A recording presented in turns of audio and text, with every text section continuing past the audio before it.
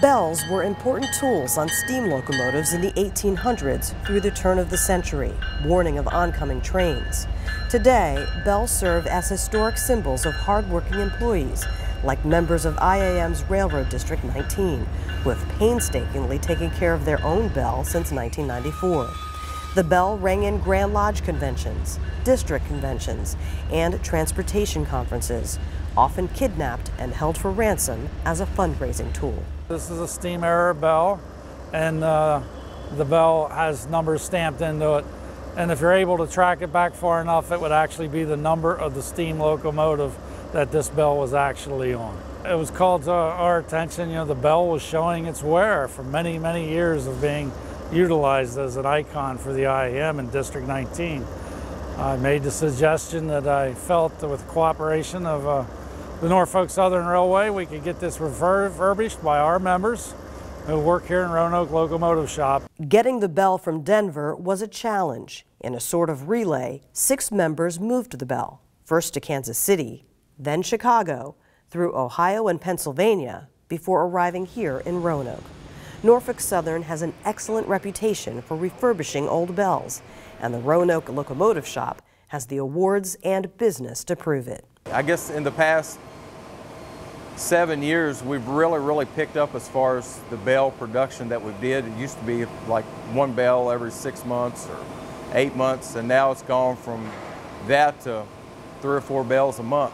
But District 19's bell had special meaning, as Hepler and fellow machinists Randy Walker and Bill Aldrich spent 3 months working on each piece, machining and polishing. We'd test fit them and make sure everything worked, and if it didn't, then we'd go back and we would find out why things didn't work. But there's a lot of different pieces in the process to make the thing complete, and want to make sure everything was right because it's an extreme honor to be able to do the bell.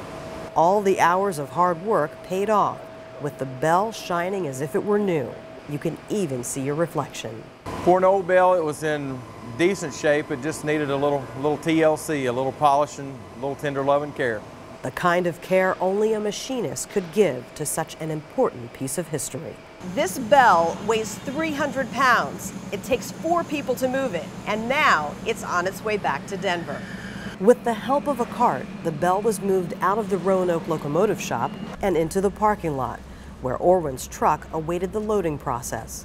After being wrapped to avoid any damage during transport, the machinists who worked so hard for so long had to say goodbye, and Orwin said hello to an old friend with a machinist-made makeover. Started back to Denver for the convention coming up here in August, and I'll be the sole person responsible for this. From Roanoke, Virginia, all the way back to Denver, more than 1,500 miles traveled by a bell famous for ringing in some of the most important meetings of machinists anywhere in the world.